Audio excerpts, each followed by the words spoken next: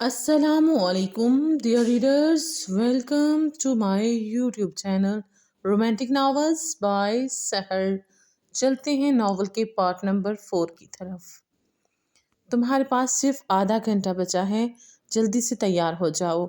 और हाँ, जितना मेरे खिलाफ जाने की कोशिश करोगी, अपने लिए मुश्किलात को उतना ही बढ़ाओगी। जाकवान चंद कदमों का फासला तय करके उसके मुकाबला था, उसकी आंखों में झांक कर सख्ती से वार्न कर गया था। अनायशा का बस नहीं चल रहा था उस सरदार का खूबरू चेहरा बिगाड़ कर रख दे जो उससे जबरदस्ती कर रहा था, और यहाँ कोई भी उस शख्स को रोकने वाला नहीं था। उसके लिए सबसे बड़ी गुस्से की बात ही यही थी कि वो कुछ कर नहीं पा रही थी। मुझसे ये ज़बरदस्ती बहुत महंगी पड़ेगी आप लोगों को। उसने इंतहाई नागवारी भरी निगाहों से जाकवान की जानिब देखा था, मगर इस बार न चाहते हुए भी उसने अपना लहजा पहले से बेहतर रखा था। लेकिन उसकी बात पर मुकाबिल के चेहरे पर अपना मजाक उड़ाते इस्तज़ाइया तासुरात देखकर अनायशा मजीद तप गई थी, जो बिना कुछ बोले एक बार फिर हाथ बढ़ाकर उसका गाल छूते वहां से निकल गया था। उसकी हरकत पर अनायशा का चेहरा मजीद लाल हुआ था। बहुत गलत कर रहे हो तुम लोग मेरे साथ, मगर शायद अभी जानते नहीं हो कि अनायशा आजिम खान क्या क्या कर सकती है। तुम्हारा ये गरूर तोड़कर तुम्हारा जीना ना हराम कर दिया तो मेरा नाम बदल देना सरदार साहब। अनायशा सख्ती से अपना घाल रगड़ती तपे हुए लहजे में बड़बड़ाई थी। उसे यहाँ आने का पछतावा बिल्कुल नहीं था, क्योंकि ऐसा करके वो अपनी दोस्त की जिंदगी तो महफूज कर चुकी थी, लेकिन यहाँ आकर जिस मुसीबत में वो पड़ चुकी थी, यहाँ से निकलना उसके लिए काफ़ी मुश्किल होने वाला था। हवेली का जनान खाना इस वक्त रंगो बू से सजा हुआ था। हवेली की हर तकरीब की तरह इस वक्त भी हाल कमरे के एक एक शय को फूलों से सजाया गया था, और सामने ही बड़े तख्त पर दुल्हन दुल्हा के बैठने का इंतहाई शानदार एहतमाम किया गया था। जनान खाने में मौजूद तमाम खवातीन का इश्तियाक लम्हा ब लम्हा बढ़ रहा था। सबकी निगाहें सीढ़ियों पर टिकी हुई थीं, जहां से अभी कुछ देर में उनके सरदार की बीवी और हवेली की नई सरदारनी ने नीचे आना था। वहां पर ज्यादातर चेहरे इस नापसंदीदा मंजर को देखने से पहले ही हसद और नागवारियत में डूब चुके थे, लेकिन उन सब में एक चेहरा ऐसा भी था जिससे अपनी खुशी संभाले नहीं संभल रही थी, और वो थी शमीम जतोई, जिनकी इकलौती पोती आज इस हवेली की सरदारनी के ओहदे पर फायज होने वाली थी। खौला, वो देखो।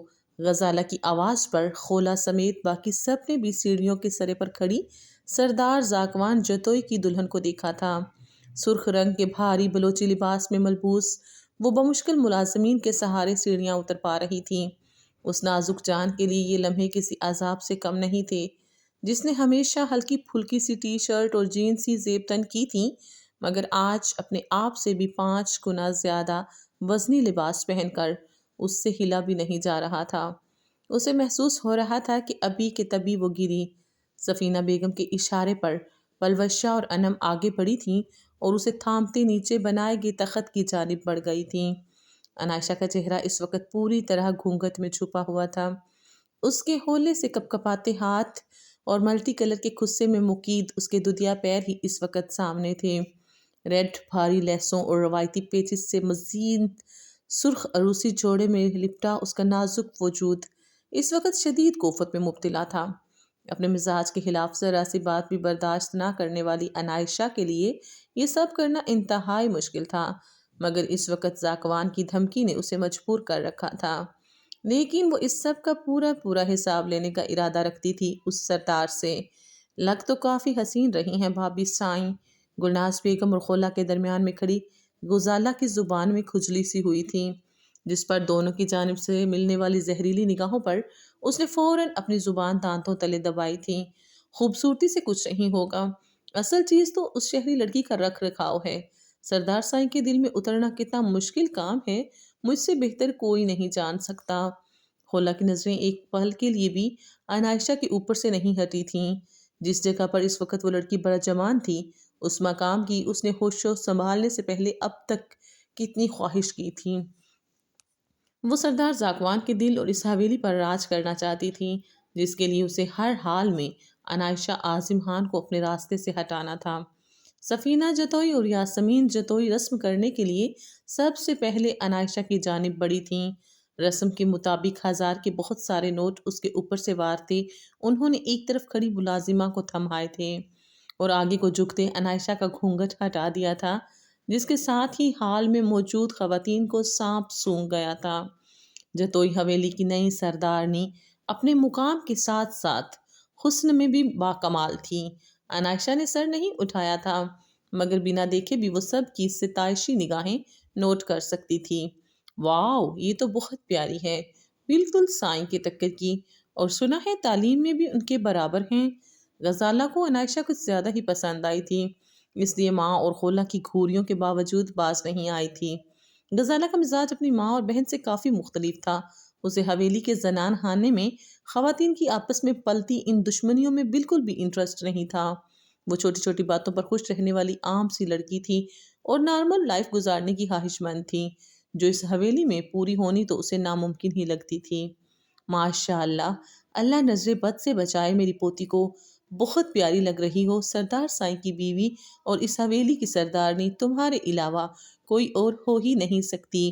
شمیم جتوئی نے انائشہ کی پیشانی چومتے ایک طرف کھڑی گلناز بیگم کی جانب دیکھتے کافی جتاتے ہوئے لہجے میں کہا تھا، جس پر وہ شدید غصے کے عالم میں جھل بن کر رہ گئی تھیں۔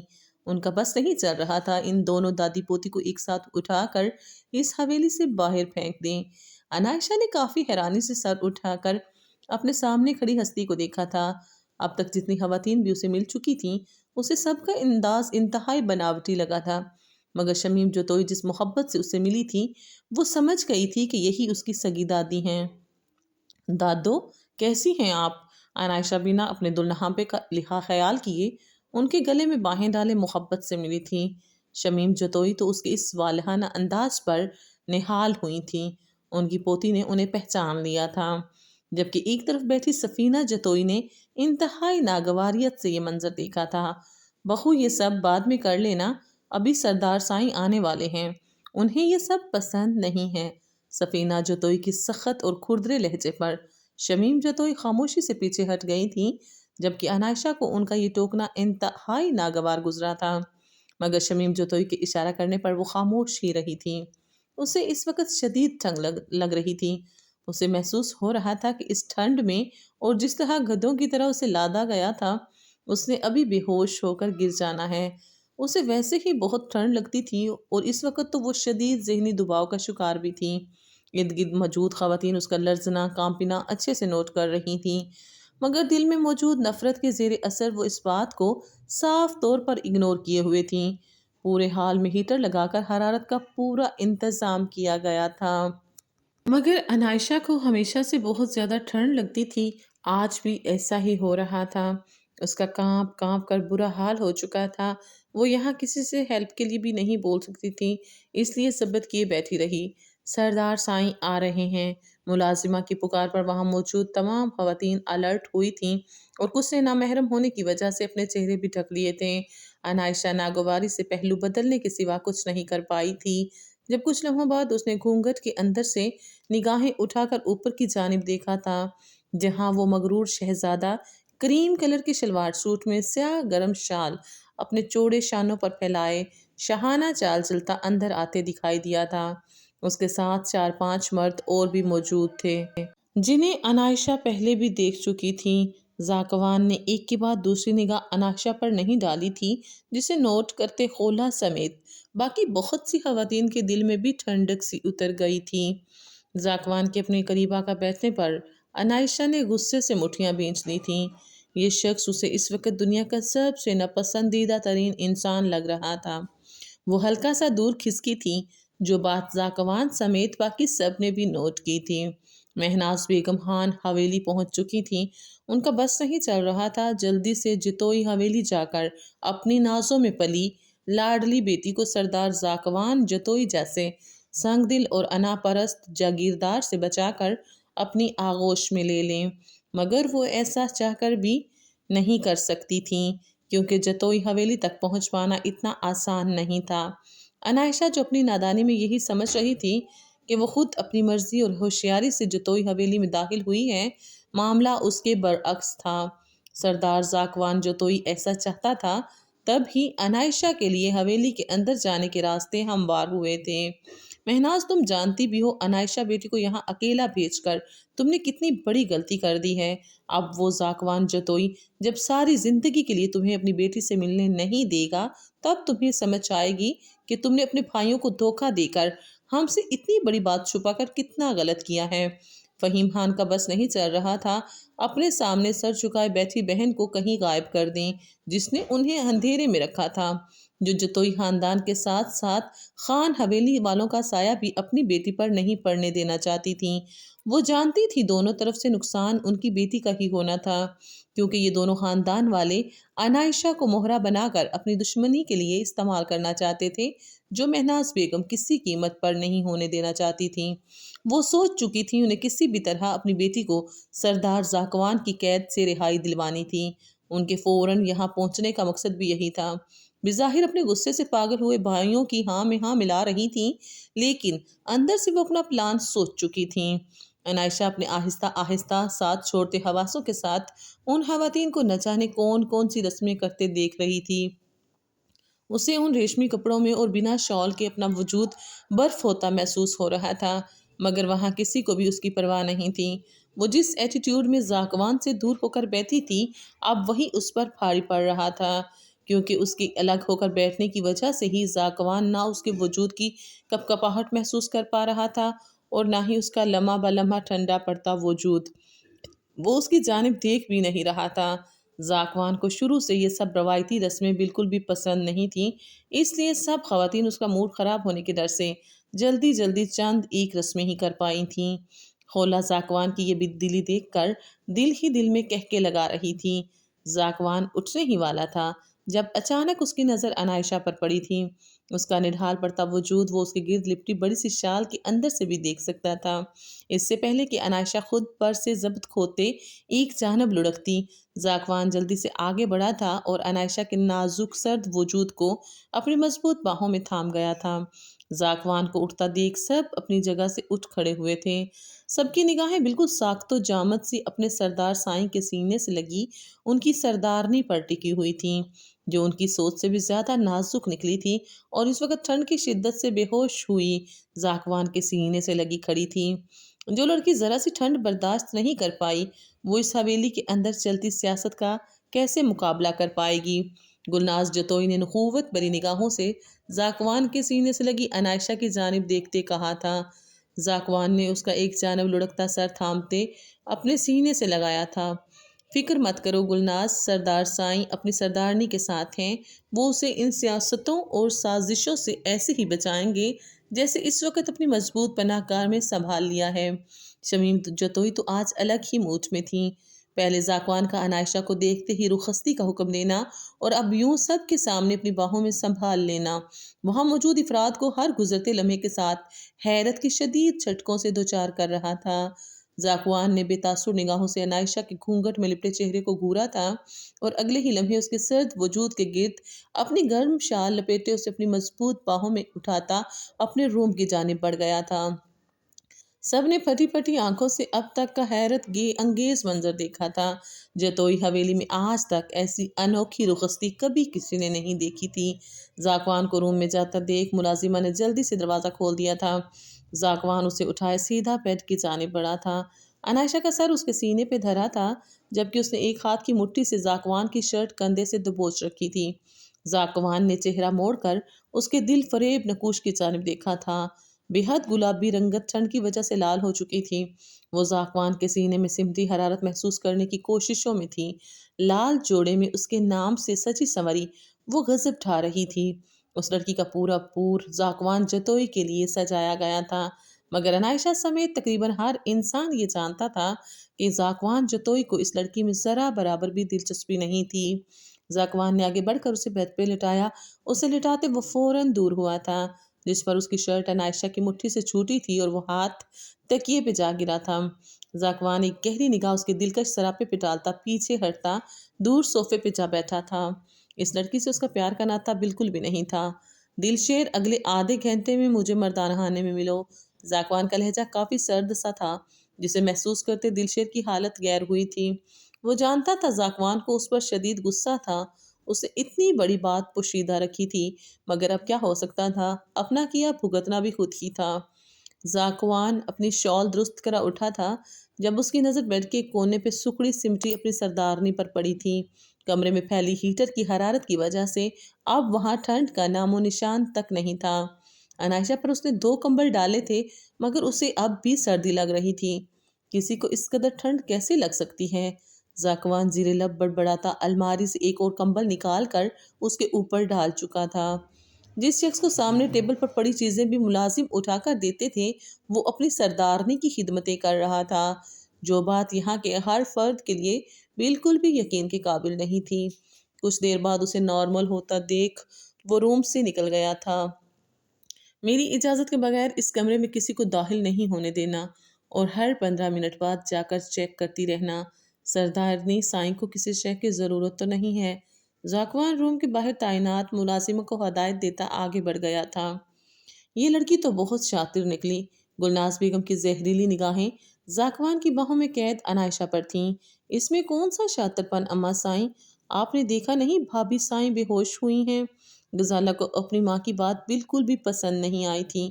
اب تو ماں کو بتائے گی کیا ٹھیک ہے اور کیا غلط؟ فیصل کو آنے دو، تمہیں تو پہلے رخصت کرتی ہوں میں۔ ماں کے علاوہ ہر ایک سے ہمدردی ہے تجھے۔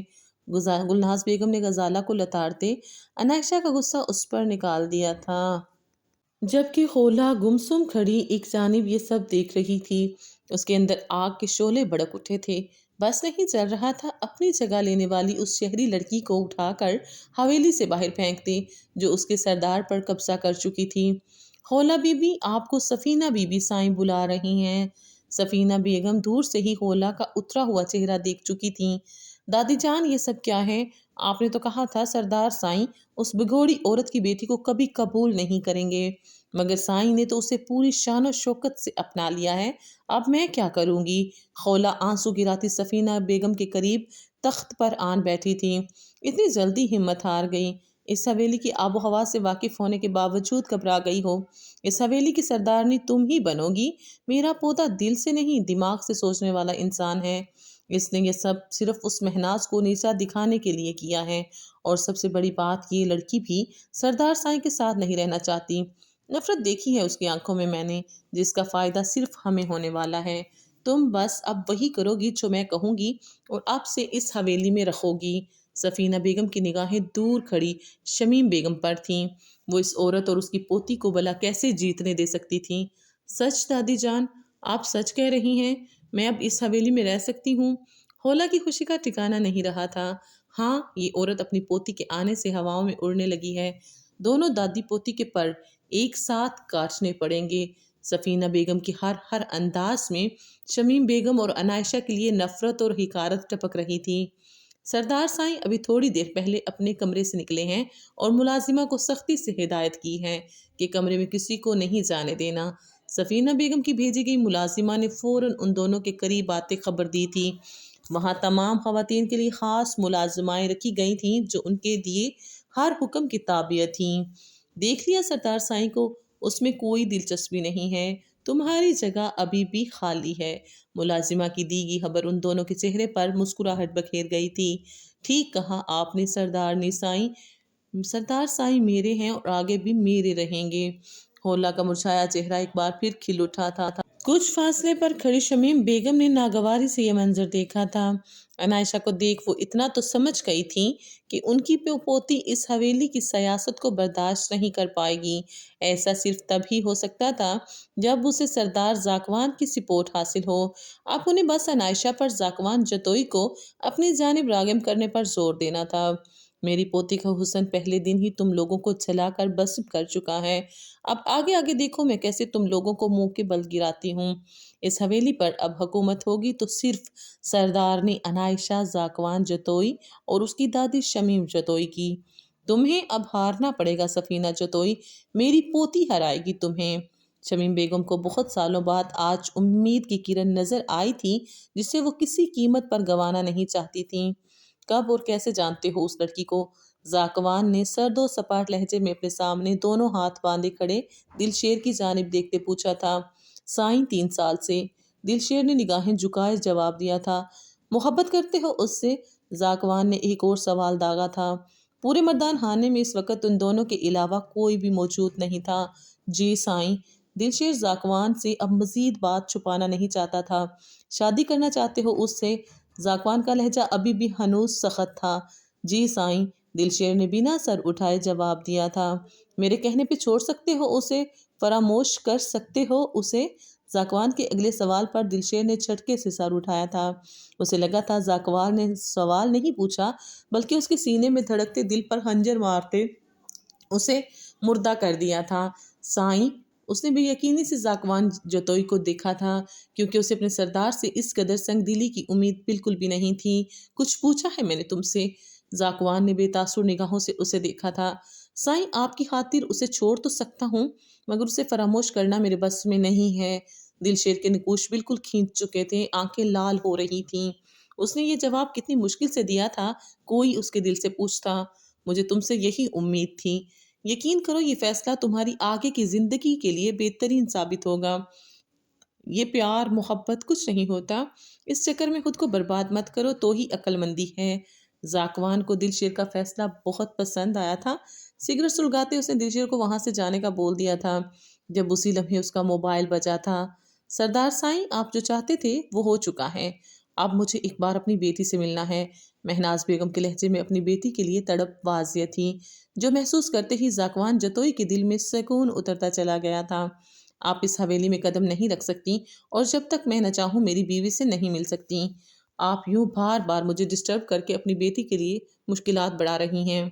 اس حویلی کے سخت قوانین سے تو واقف ہی ہیں آپ، اسی وجہ سے ہی تو بھاگ کر گئی تھی یہاں سے۔ ایسا نہ ہو آپ کی بیٹی کو بھی ویسی مشکلات کا سامنا کرنا پڑ جائے۔ زاکوان نے بات ختم کرتے سگریٹ کا گہرا کش لیتے دھواں فضا میں چھوڑا تھا۔ اس کی دھمکی سن کر مہناز بیگم کو چپ سی لگ گئی تھی۔ ہر گزرتا لمحہ انہیں احساس دلا رہا تھا کہ وہ عنائشہ کو یہاں بھیج کر کتنی بڑی غلطی کر چکی ہیں۔ زاکوان جتوئی جیسے انسان سے لڑنا ان کے بس کی بات نہیں تھی، بلکہ یہاں کوئی ایسا انسان تھا ہی نہیں جو زاکوان جتوئی کے آگے اپنی بات منوا سکے۔ زاکوان دوسری جانب چھائی خاموشی محسوس کرتا فون بند کر گیا تھا۔ عنائشہ نے کسمساتے آنکھیں کھول دی تھیں۔ خود پر پڑے وزن سے اسے اپنی سانس رکتی محسوس ہوئی تھی۔ کمبل سے منہ نکالتے اس نے ارد گرد کے ماحول کا جائزہ لینا چاہا تھا۔ پہلے تو اسے کچھ سمجھ نہیں آیا تھا، مگر اگلے ہی لمحے وہ کمبل ہٹاتی ایک جھٹکے سے اٹھ بیٹھی تھی۔ آہستہ آہستہ گزرے تمام لمحے اس کے ذہن میں کسی فلم کی طرح گردش کرنے لگے تھے، جو اس کا خون کھلا کر رکھ گئے تھے۔ اللہ جی، کہاں پہنچا دیا مجھے آپ نے؟ میں کیسے نکلوں گی اس سائیکو سردار کے چنگل سے؟ عنائشہ بیڈ سے اٹھی تھی۔ وہ بھاری بھرکم لباس ابھی بھی اس کے وجود پر موجود تھا۔ ایڈیٹ لوگ، ایسے لباس بھلا کون پہناتا ہے؟ پوری باڈی پین کر رہی ہے۔ عنائشہ نے جویلری اتار کر ٹیبل پر رکھنا شروع کر دی تھی۔ اسی لمحے دروازے پر آہٹ ہوئی تھی۔ سردارنی سائیں، آپ کی طبیعت ٹھیک ہے؟ آپ کو کسی شے کی ضرورت تو نہیں؟ ملازمہ نے اندر آتے برجستہ سوال کیا تھا۔ میں بالکل ٹھیک ہوں اور میرا نام عنائشہ اعظم خان ہے، کوئی سردارنی وردارنی نہیں ہوں میں۔ انڈرسٹینڈ؟ اب جاؤ اور جا کر اپنے اس پاگل سردار کو بلا کر لاؤ، بات کرنی ہے مجھے اس سے۔ عنائشہ اپنی جھنجھلاہٹ اور غصہ ملازمہ پر نکالتی کافی روٹ ہوئی تھی، ورنہ وہ ہمیشہ ملازمین کے ساتھ بہت اچھے سے پیش آتی تھی۔ جی سردارنی سائیں، وہ ملازمہ سر جھکائے جواب دیتی خاموشی سے نکل گئی تھی، مگر اس کے پیچھے دروازے کے باہر کان لگائے کھڑی سفینہ بیگم کی ملازمہ کو تو جیسے ایک نئی مسالہ دار خبر مل چکی تھی۔ وہ جلدی سے یہ خبر اپنی مالکن کو سنانے دوڑی تھی۔ عنائشہ خود کو جیولری اور بھاری بھرکم دوپٹے سے آزاد کیے، بالوں سے پھول نکال کر اپنے گھنے بالوں کو کمر پر کھلا چھوڑے، پیروں تک آتے بلوچی لباس میں اپنی جگمگاتی دودھیا رنگت کے ساتھ بہت پیاری لگ رہی تھی۔ سینے پر بازو باندھے وہ مسلسل کمرے میں ٹہل رہی تھی۔ ہیٹر آن ہونے کی وجہ سے روم میں اب ماحول کافی بہتر تھا، اس لیے وہ بنا کسی گرم شے کے بہت سکون سے کھڑی تھی۔ جب اچانک زوردار آواز میں دروازہ کھلنے پر وہ اپنی جگہ سے اچھلی تھی، مگر اندر داخل ہوتے زاکوان جتوئی کو دیکھ کر اس نے بہت مشکل سے اپنے ہونٹ بھینچ لیے تھے۔ عنائشہ کو اس شخص سے شدید نفرت محسوس ہوئی تھی۔ مجھے کب تک یہاں قید رہنا ہے؟ عنائشہ نے اسے شاہانہ انداز میں صوفے پر بڑا جمان ہوتا دیکھ مٹھیاں بھینچ کر بہت مشکل سے خود پر قابو رکھا تھا۔ تا عمر؟ سگریٹ سلگاتے اس نے سکون سے جواب دیا تھا اور نظر اٹھا کر ایک بھرپور نگاہ اس کے دلکش نکوش پر ڈالی تھی۔ عنائشہ اس کی بے باک نظر پر بے اختیار خود میں سمٹی تھی۔ اسے دوپٹے کے پاس نہ ہونے کا شدت سے احساس ہوا تھا۔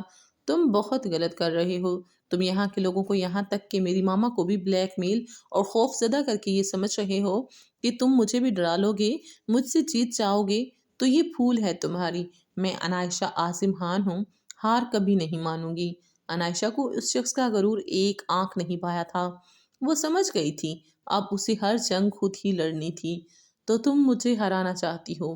زاکوان نے اد چلے سگریٹ کو ایشٹرے میں مسلتے اس کی جانب بڑھتے سوالیہ نگاہوں سے اسے دیکھا تھا۔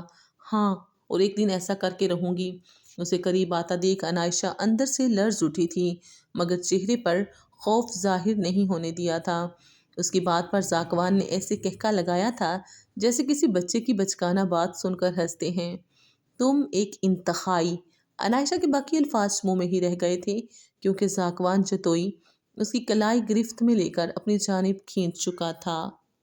سب سے پہلے پیارے اور محترم ریڈرز، آپ سب کا بہت بہت شکریہ کہ آپ سب نے مجھے اتنا پیار دیا، اتنا سپورٹ کیا۔ اور دوسری بات یہ کہ میں آپ سب سے معذرت خواہ بھی ہوں کہ میری طبیعت کچھ ناساز تھی، جس کی وجہ سے آپ سب کو میرا انتظار کرنا پڑا، لیکن اس کے باوجود آپ نے میرا ساتھ نہیں چھوڑا۔ مجھ سے کمنٹس میں پوچھتے رہے، میرا حال احوال معلوم کرتے رہے، اور آپ سب کی دعاؤں سے الحمدللہ میری طبیعت بھی بہتر ہے، اور اللہ پاک نے مجھے رحمت سے نوازا ہے، یعنی کہ مجھے بیٹی عطا کی ہے۔ تو آپ سب اس کے اچھے نصیب کی دعا کیجیے گا۔ دعا تو یہی ہے کہ اللہ پاک سب کی بچیوں کے نصیب اچھے کرے، ان کے وسیلے سے میری بیٹیوں کے بھی نصیب اچھے کرے، آمین۔ جی تو انشاءاللہ اب ہم ساتھ ساتھ رہیں گے۔ دعا کیجیے گا کہ اللہ پاک مجھے ہمت اور توفیق دے اور میں آپ کے ساتھ اس ساتھ کو نبھا سکوں، آمین۔ اللہ حافظ۔